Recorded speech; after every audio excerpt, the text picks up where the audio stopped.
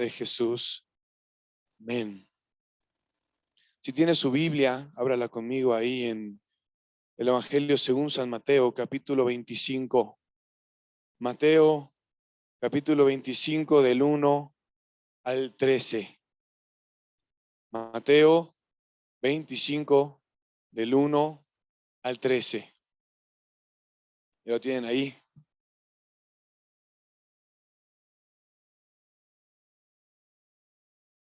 Vamos a leer. Dice, entonces el reino de los cielos será semejante a 10 vírgenes que tomando sus lámparas salieron a recibir al esposo. 5 de ellas eran prudentes y 5 insensatas. Las insensatas, tomando sus lámparas, no tomaron consigo aceite, mas las prudentes tomaron aceite en sus vasijas juntamente con sus lámparas. Y tardándose el esposo, cabecearon todas y se durmieron. Dice, y a la medianoche se oyó un clamor: aquí viene el esposo, salid a recibirle.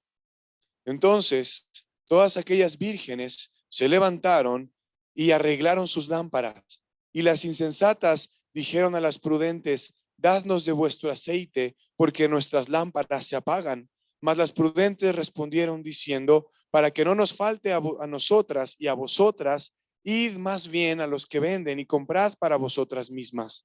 Pero mientras ellas iban a comprar, vino el esposo, y las que estaban preparadas entraron con él a las bodas y se cerró la puerta. Después vinieron también las otras vírgenes diciendo: Señor, Señor, ábrenos.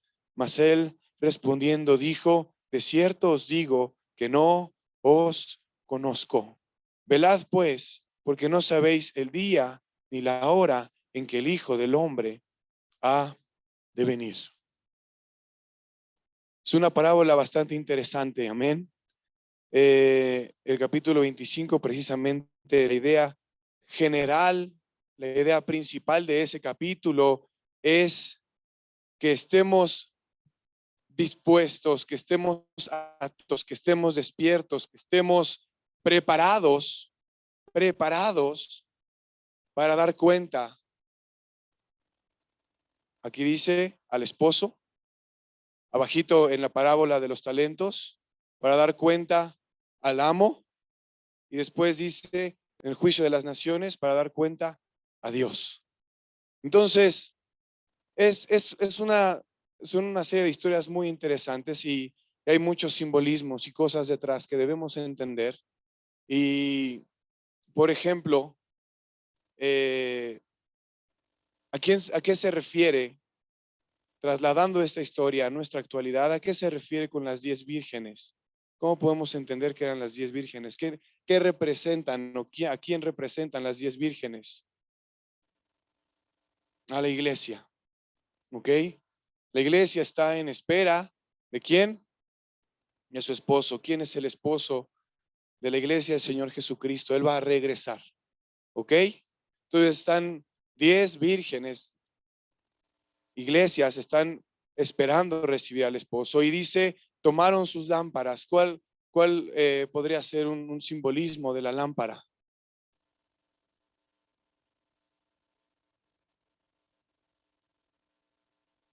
Espíritu Santo. La palabra de Dios, ¿no? La palabra de Dios, porque todas ahí tenían a la palabra de Dios, tenían la lámpara que alumbraba sus caminos, que alumbraba sus vidas, que precisamente hay un salmo que dice, lámpara es a mis pies tu palabra y lumbrera es a mi camino, ¿ok? Es una lámpara. Y precisamente todas las iglesias evangélicas, sí, todas las iglesias evangélicas, sin ninguna denominación extraña, la base de sus predicaciones y de su vida y de sus enseñanzas es la palabra de Dios. En esta misma iglesia también la base de nuestras enseñanzas es la palabra de Dios, ¿sale? No sacamos ideas extrañas de alguna otra revelación, de otro libro o de alguna otra persona o de alguna otra gente que recibió, no. Es la palabra de Dios lo que guía nuestras vidas, ¿sale? Y dice que después había ciertas características en estas iglesias o en estas mujeres, que 5 eran prudentes y que 5 eran insensatas, ¿sale? Y que las prudentes, ¿qué llevaban con ellas mismas? Aceite. Ahora, ¿qué podría simbolizar el aceite? El Espíritu Santo, ¿ok? Eh, hoy en día tenemos que entender esta situación, porque yo creo que estamos muy cercanos a la venida del Señor Jesucristo. No sé cuándo, no sé cuánto tiempo, pero yo estoy, creo en mi corazón que no falta mucho para que el Señor Jesucristo vuelva, ¿ok? Y en la mañana cantábamos con gozo, ¿no? Viene ya mi amado y Cristo viene ya y voy cantando y voy gritando, celebrando su victoria, ¿ok? Y está bien, así debería ser nuestras vidas, pero antes de hacer eso realmente hay que preguntarnos qué tipo de gente somos nosotros y qué tipo de iglesia estamos aquí. Y yo creo firmemente que Dios habla a nuestras vidas con la intención de buscar su espíritu en estos últimos tiempos. Necesitamos el Espíritu Santo en medio de nosotros. Necesitamos el Espíritu Santo en cada uno de nosotros. Necesitamos ser cristianos que estén guiados y que estén viviendo por el Espíritu Santo. Porque vivimos tiempos peligrosos, vivimos tiempos en los cuales la gente es insensata. El cristianismo es insensato. Dice que el juicio de Dios, ¿por dónde va a empezar? Por la propia casa, por nosotros mismos. Ahí va a iniciar el juicio de Dios. Y precisamente lo que nos enseña esta escritura y lo que nos quiere decir nuestro Señor Jesucristo es que en los posteriores tiempos debemos estar velando, debemos estar atentos, debemos estar conscientes y sobre todo y más importante, debemos buscar el Espíritu Santo en nuestras vidas para que cuando Jesucristo venga, no solamente cantemos que estamos muy gozosos, sino que realmente estemos con Él. Amén.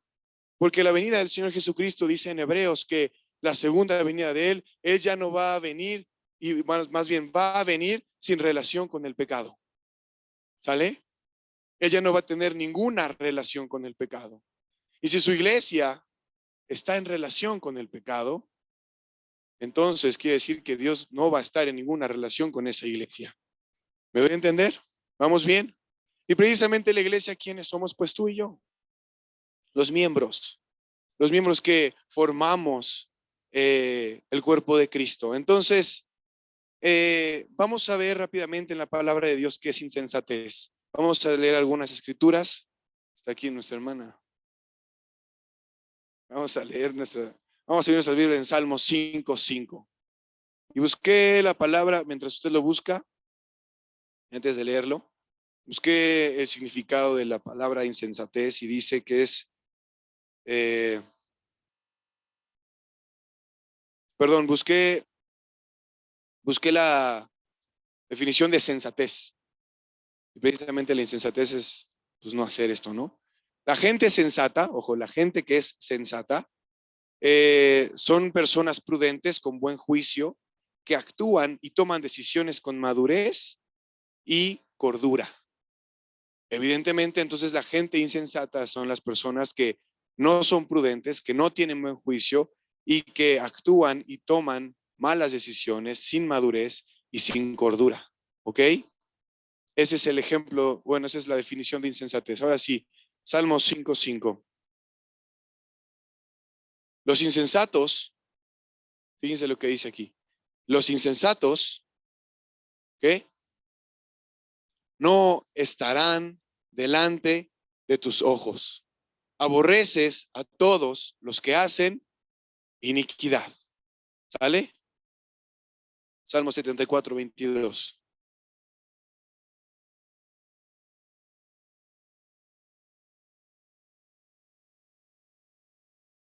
7:4.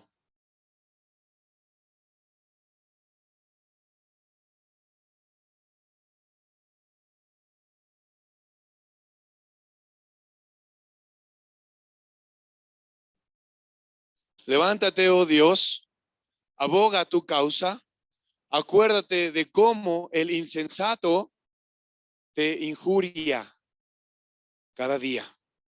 Proverbios 14:16.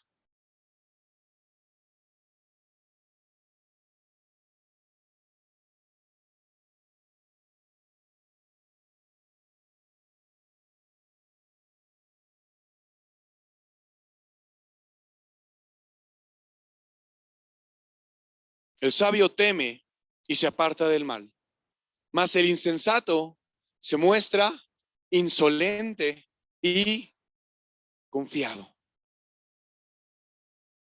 Mateo 23:17.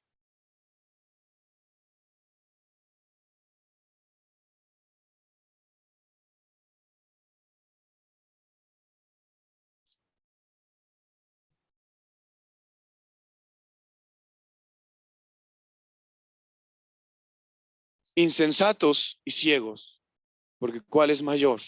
¿El oro o el templo que santifica al oro? Y no damos toda la idea, pero precisamente si usted lee Mateo 23, es una acusación de Dios hacia quienes, hacia los fariseos, hacia los escribas y los fariseos, a la gente que en su mente, en su percepción de la vida, eran salvos, agradaban a Dios, iban a la iglesia, pero dice que eran insensatos y que son ciegos. 7 veces el Señor Jesucristo en este capítulo les dice hipócritas. 7 veces. Por último, Efesios 5:15-20.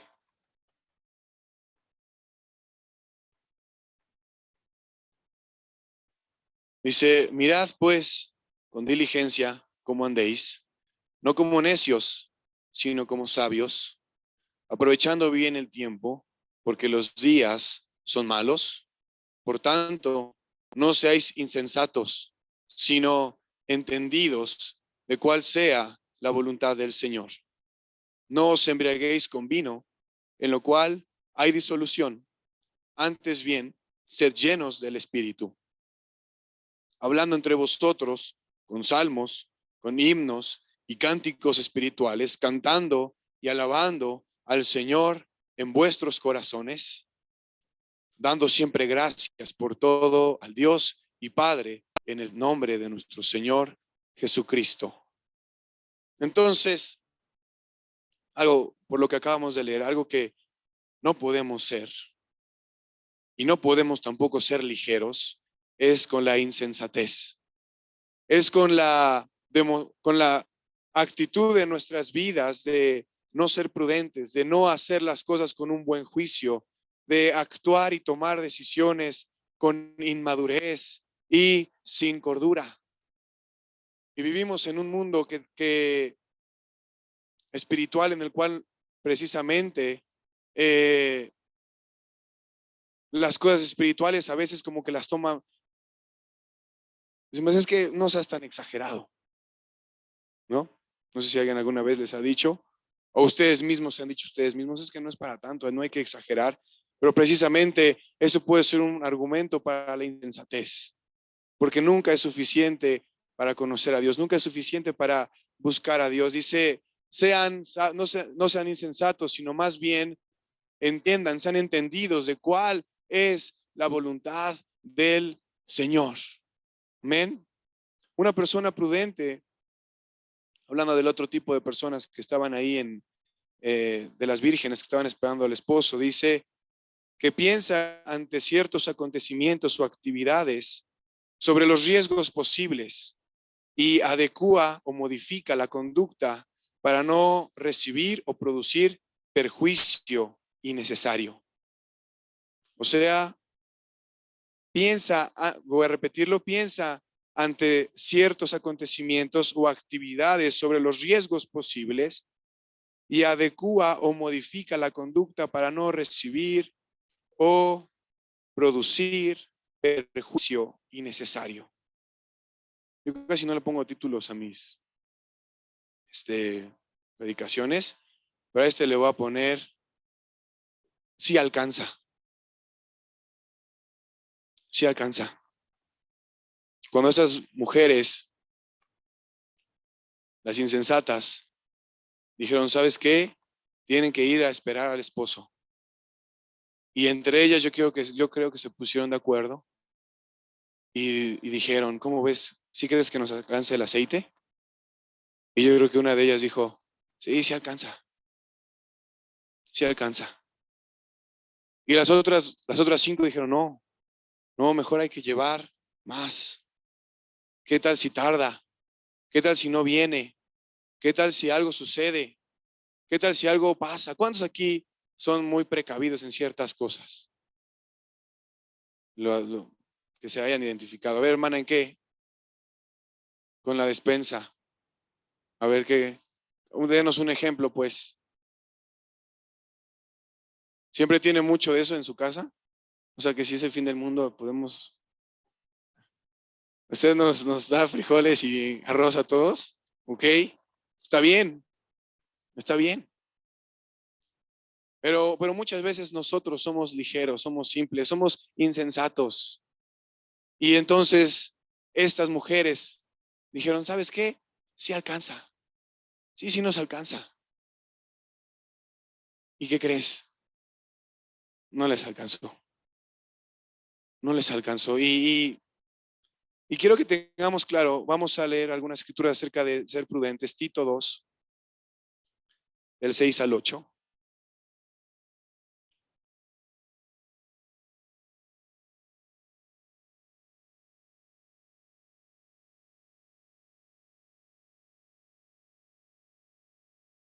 Dice, exhorta a sí mismo a los jóvenes a que sean prudentes, presentándote tú en todo como ejemplo de buenas obras, en la enseñanza mostrando integridad, seriedad, palabra sana e irreprochable, de modo que el adversario no, perdón, de modo que el adversario se avergüence y no tenga nada malo que decir de vosotros. ¿Ok? Le dice aquí, exhorta a los jóvenes a que sean prudentes. Y tú, Tito, tú vas a ser el ejemplo. Y tu ejemplo tiene que mostrar integridad, seriedad, palabra sana e irreprochable. ¿Ok? Vamos a leer Salmos 2, 10.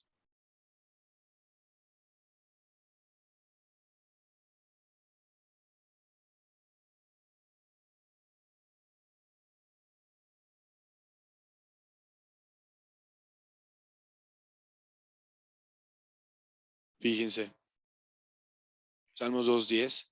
Ahora pues, oh reyes, sed prudentes, admitid amonestación, jueces de la tierra. ¿Ok?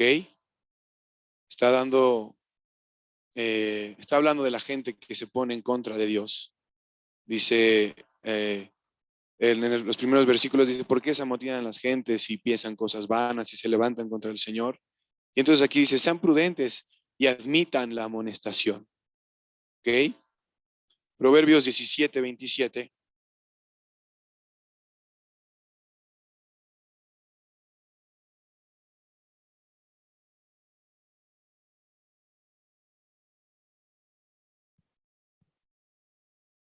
El que ahorra sus palabras tiene sabiduría. De espíritu prudente es el hombre entendido. Es el hombre entendido. ¿A qué quiero llegar el día de hoy?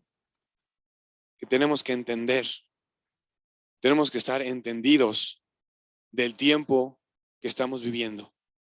¿Sale? Tenemos que estar entendidos de la voluntad de Dios en estos últimos tiempos y actuar y hacer lo que la palabra de Dios nos llama a hacer y buscar a Dios como en los últimos tiempos se deberían de buscar a Dios y clamar a Dios como en los últimos tiempos se debería clamar a Dios. ¿Y cuál es la obra de Satanás? Y precisamente hoy se ve más claro y voy a hablar unos instantes de la esfera cristiana, ¿ok? No con la intención de desacreditar, ni con la intención de jactarnos, pero sí con la intención de que seamos prudentes. Uno de los mayores problemas hoy en día es que las iglesias, en su insensatez, han buscado parecer atractivas para este mundo antes de buscar una presente, viva y real presencia del Espíritu Santo en sus congregaciones. ¿Ok? La esfera cristiana está buscando hoy en día parecerse atractiva a este mundo. ¿Sale? Y vamos a implementar las estrategias que este mundo está implementando. Y vamos a hacer, no sé, lo que quieras, lo que seguramente tú ves en redes sociales, o lo ves pues sí, en redes sociales, en el internet. Y vamos a implementar esto, y vamos a hablar aquello, y nos vamos a quitar ya la corbata, y nos vamos a quitar ya el saco, y nos vamos a poner jeans, y nos vamos a poner unas chamarras, y hasta un gorrito, y vamos a hablar buena onda, para que nos sintamos bien. ¿Me voy a entender? ¿Y qué crees? Eso está funcionando.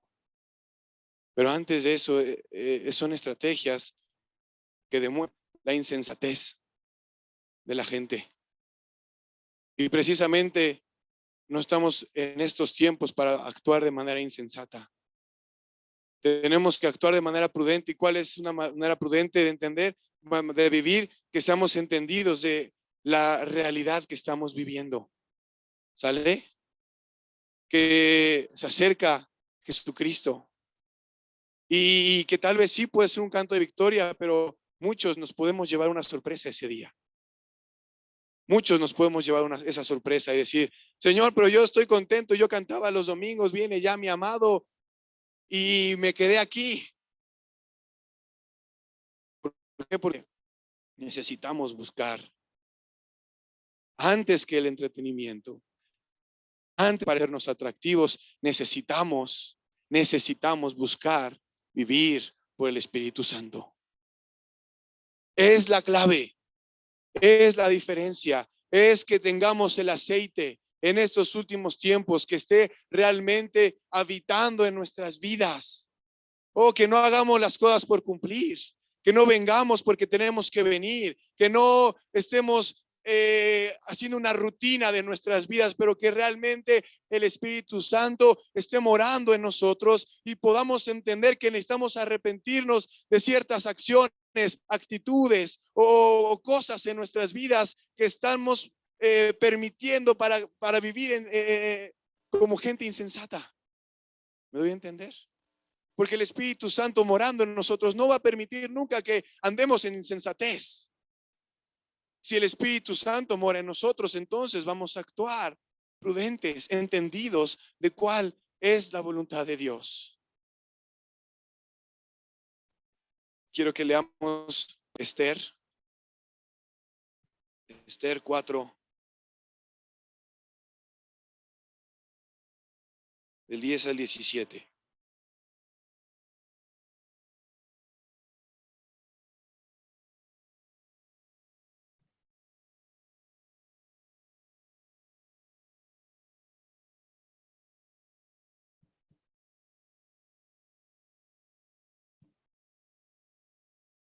Entonces, Esther 4, del 10 al 17.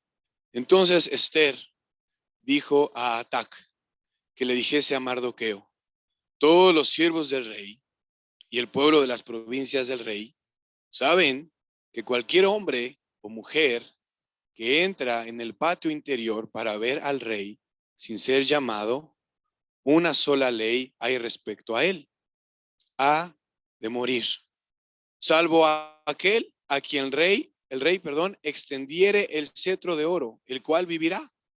Y yo no he sido llamada para ver al rey estos 30 días. Y dijeron a Mardoqueo las palabras de Ester.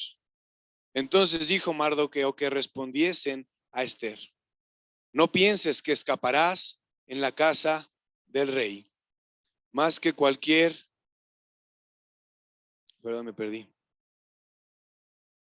otro judío. Porque si callas absolutamente en este tiempo, respiro y liberación vendrá de alguna otra parte para los judíos. Mas tú y la casa de tu padre pereceréis. Y quién sabe si para esta hora has llegado al reino. Y Ester dijo que respondiesen a Mardoqueo: ve y reúne a todos los judíos que se hallan en Susá, y ayunad por mí. Y no comáis ni bebáis en 3 días, noche y día. Yo también con mis doncellas ayunaré igualmente, no sea conforme a la ley, aunque no sea conforme a la ley. Y si perezco, que perezca. Entonces Mardoqueo fue e hizo conforme a todo lo que le mandó Ester. ¿Qué estaba sucediendo? Se levantó una persona que se llama Amán, ¿ok? Y Amán empezó a hablar en contra del rey, más bien en contra de los judíos, a oídos del rey, y les dijo: Amán, Amán le dijo al rey: rey, fíjate que dentro de tu reino hay una especie, hay un pueblo que no tiene las mismas que tú, que no tiene las mismas costumbres que los demás pueblos, que no se comporta como todos los demás pueblos se comportan. Fíjate, rey, que no te conviene que ese pueblo viva. Es más, yo creo, rey, que hay que matarlos a todos. ¿Ok? ¿Qué crees que suceda dentro de no muchos años a los cristianos? Lo mismo, ¿no? Lo mismo. Oye, hay unas personas por ahí que odian a los homosexuales. Los odian, no los pueden ver ni en pintura. Es más, sus predicaciones son discursos de odio. ¿Sí o no? Va a suceder. No conviene que ellos sigan viviendo. Son unos fascistas. En verdad. Son unos opresores. Y entonces, ¿qué vamos a hacer? No, pues hay que caerle bien a la gente. ¿Me voy a entender? Pero de repente llega Mardoqueo y le dice a la reina Ester, a la esposa del rey, a la iglesia, le dice: oye, ¿qué crees? Que hay este edicto y que vamos a morir todos. Tienes que presentarte delante del rey para que él, pues, algo suceda, hay un milagro. Revoque ese edicto porque ya se había firmado, ya se había sellado, ya se había pagado el precio y ya estaba a unos días de efectuarse. Entonces dice: ¿pero qué crees? Le responde Ester a Mardoqueo: si yo voy y la ley dice que nadie se puede presentar, y es más, el que se presente en su presencia debe morir. Así que, y yo no fui llamada a su presencia dentro de 30 días. ¿Sabes qué? Dios nos va a liberar. Así le dice. Él nos va a liberar.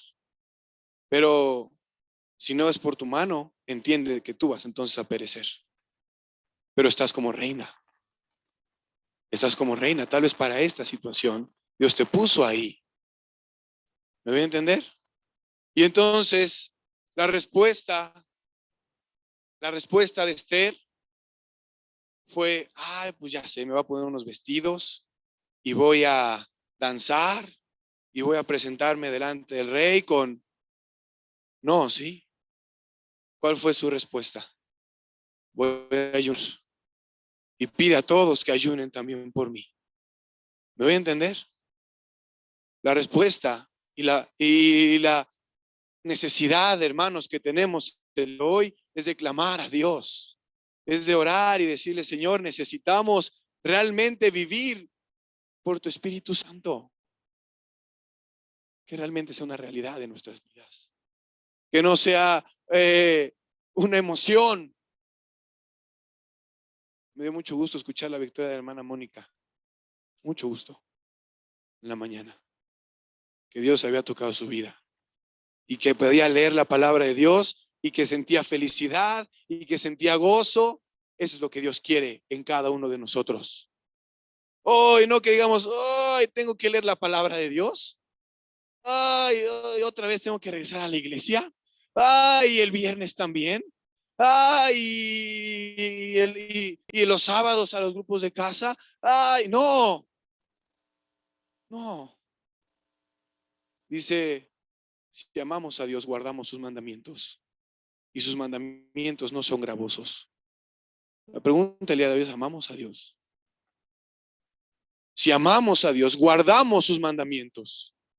Esa es la condición. No podemos guardar sus mandamientos sin amar a Dios. No puede ser. No puede suceder de esa manera. ¿Me doy a entender?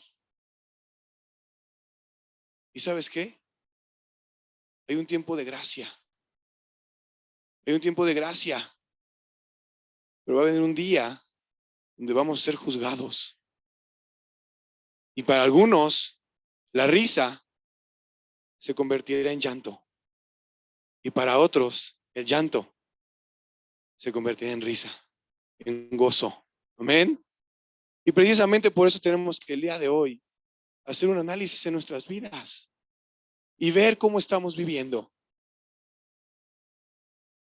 Vamos a abrir en Oseas, la Biblia en Oseas 13:6.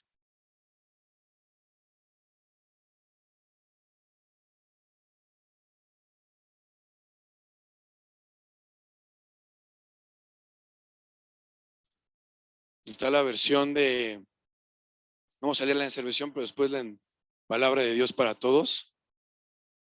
Y creo que eso muchas veces nos sucede, hermanos.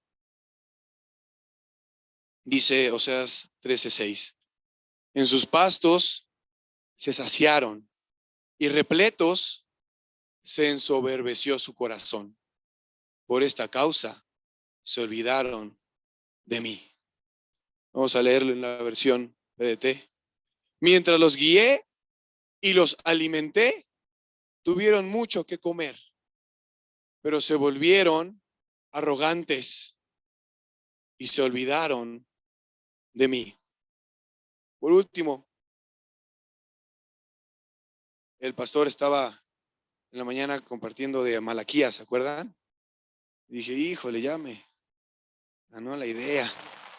Pero quiero que vayamos a Malaquías 2. Bueno, Malaquías 1.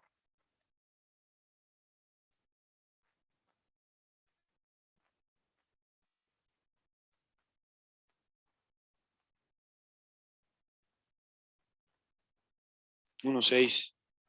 Dice, el hijo honra al padre y el siervo a su señor. Si pues yo soy padre, ¿dónde está mi honra? Y si soy señor, ¿dónde está mi temor? Dice Jehová de los ejércitos, a vosotros, oh, ¿qué dice? Sacerdotes, que menospreciáis mi nombre. Y decís, ¿en qué hemos menospreciado tu nombre? En que ofrecéis sobre mi altar pan inmundo. Y dijisteis, ¿en qué te hemos deshonrado? En que pensáis que la mesa de Jehová es despreciable. Cuando ofrecéis el animal ciego para el sacrificio, ¿no es malo? Sí es malo, ¿sí o no? Asimismo, cuando ofrecéis el cojo o el enfermo, ¿no es malo? Preséntalo pues a tu príncipe. ¿Acaso se agradará de ti o le serás acepto? Dice Jehová de los ejércitos. Ahora pues, orad por el favor de Dios para que tenga piedad de nosotros. Pero ¿cómo podéis agradarle si hacéis estas cosas? Dice Jehová de los ejércitos. Yo les recomiendo que lea todo el libro de Malaquías. Malaquías fue el último profeta antes de Juan el Bautista. ¿Sale? Después de Malaquías hubo 400 años en los cuales nadie se levantó con visión de Dios.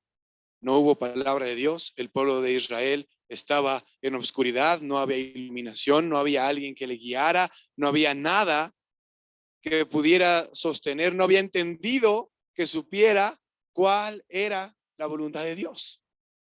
Y entonces en este contexto, este profeta está diciendo precisamente, hey, sacerdotes, no pueblo, no gente que no conoce de Dios, no gente que está apenas dando sus primeros pasos en la fe, no, sacerdotes, líderes, gente en autoridad, menosprecian mi nombre, menosprecian quién soy yo, menosprecian que soy Dios, que soy rey, y me ofrecen lo malo, me ofrecen lo torcido, me ofrecen una ofrenda chafa. Y eso es iniquidad. ¿Qué crees que pensaban estas mujeres insensatas? Ah, sí me alcanza, no pasa nada.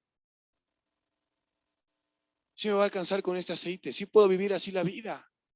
Ah, sí puedo vivir sin orar. Sí me alcanza. Ah, si no voy a tal o cual reunión, no pasa nada, sí me alcanza. Si no hago esto, aquello, no importa, sí me alcanza. El fin es por gracia. No es por obras. Sí, yo sé, es por gracia, no es por obras. Pero el menospreciar a Dios es un pecado. Y si tú has entendido que Dios merece todo, que Dios merece y se le debe dar todas nuestras vidas, si no lo estás haciendo, entonces ¿qué es? Menospreciándolo. Lo estamos menospreciando. Vamos a leerlo. Malaquías 3:13. Vuestras palabras contra mí han sido violentas, dice Jehová. Y dijisteis, ¿qué hemos hablado contra ti? Habéis dicho, por demás es servir a Dios. ¿Qué aprovecha que guardemos su ley y que andemos afligidos en presencia de Jehová, del Dios Jehová de los ejércitos? Decimos pues ahora, bienaventurados son los soberbios y los que hacen impiedad. No solo son prosperados, sino que tentaron a Dios y escaparon. Ese era el corazón del pueblo de Israel. Servir a Dios está difícil. Mejor hay que cotorrearla. Mira cómo están todos allá afuera. Tientan a Dios y escapan y les va bien. Pero fíjense qué dice. Entonces, los que temían a Jehová hablaron cada uno a su compañero. Y Jehová escuchó y oyó, y fue escrito libro de memoria delante de él para los que le temen y para los que piensan en su nombre. Y serán para mí especial tesoro, ha dicho Jehová de los ejércitos, en el día que yo actúe, y los perdonaré, como el hombre que perdona a sus hijos que le sirve. Entonces os volveréis y discerniréis la diferencia entre el justo y el malo, entre el que sirve a Dios y el que no le sirve. Dice que había una serie de personas dentro del mismo pueblo que temían a Dios y que entonces hablaron con sus compañeros y dijeron, eso que están pensando está mal. Y eso fue escrito delante de Dios en el libro de sus memorias. Dios tiene un libro en el que escribe cosas de ti y de mí. ¿Lo sabías? Él tiene un libro. Y Él está esperando a que nosotros vivamos temiendo a Dios. ¿Cuál es el problema? Y con esto quiero terminar. Precisamente regresando una vez más a la esfera cristiana. Precisamente en esa esfera cristiana hay gente, ¿cómo se ponen en redes sociales? ¿Cómo se les cataloga a la gente? No influencers, sino personajes públicos, ¿no? ¿Sí han escuchado ese término? Figura pública, ¿sale? Hay figuras públicas dentro de la misma esfera cristiana, ¿sí o no? Llámese artistas, llámese pastores, llámese lo que sea, ¿ok? ¿Qué sucede muchas veces con nuestras vidas? Que empezamos a tomar como punto de referencia la vida de esas personas. ¿Me voy a entender? Y creemos que porque compusieron una canción muy bonita, son espirituales. Y creemos que porque hablan con mucha pasión, son espirituales. Y entonces, cuando esa figura pública hace algo, comete algún pecado o hace algo que demuestre su carnalidad, ¿qué crees que sucede? Excusamos también la nuestra. Pues si esa persona que es el líder de tal iglesia, que es la persona que alaba en tal iglesia y que Dios usa con tantísimo poder, hace eso, pues yo también, no pasa nada. ¿Me voy a entender? Y pensamos, no sé por qué damos por hecho que la gente que está viviendo esa vida, tal vez porque las luces están sobre su vida, viven una vida de integridad, viven una vida buscando el Espíritu Santo, viven una vida de verdad, pero no lo sabemos. Tal vez sí, tal vez no, no sé, no es nuestro problema. El problema es cuando nosotros empezamos a imitar esa fe. ¿Cuál debe ser tu punto de referencia y mi punto de referencia? Jesucristo. Jesucristo. Ni siquiera los líderes de esta iglesia o de nuestro compañerismo. ¿Por qué? Porque eventualmente vamos a fallar.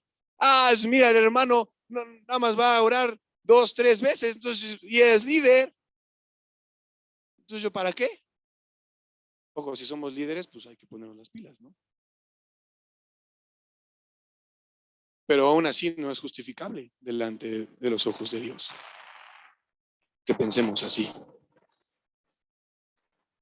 Si el hermano que llega tarde, pues yo que llegue también 5, 20 minutos. ¿Cuál es el problema? ¿Me voy a entender? Y entonces decimos, pues sí alcanza con mi vida espiritual como estoy viviendo. Sí alcanza para agradar a Dios. Estoy bien. Ahí la llevo. Ayer estaba hablando con una persona. Pues yo pienso que sí le estoy echando ganas, me decía. Y pues no tanto, ¿no? La evidencia era otra, ¿no? A veces pensamos que vamos bien, que ya estamos muy bien, que nuestra vida espiritual, no, hombre, está a tope. ¿Pero por qué? Porque nuestro punto de referencia no es Jesucristo. Nuestro punto de referencia son las figuras públicas o no sé, a quien tú admires. Porque si fuera Jesucristo, entonces, hermano, estaríamos orando, estaríamos velando, estaríamos ayunando, dejaríamos la insensatez, y lo vuelvo a hacer y normalmente siempre lo hago. ¿Qué ves en redes sociales? Cosas prudentes, edificantes, edifican tu fe. No, ¿sí? Entonces, ¿para qué estás ahí?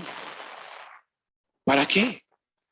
Dame una razón sólida, con argumentos sólidos, que me digas, estoy en redes sociales porque hago esto. Y después ese argumento, pásalo a través del sacrificio de Jesucristo.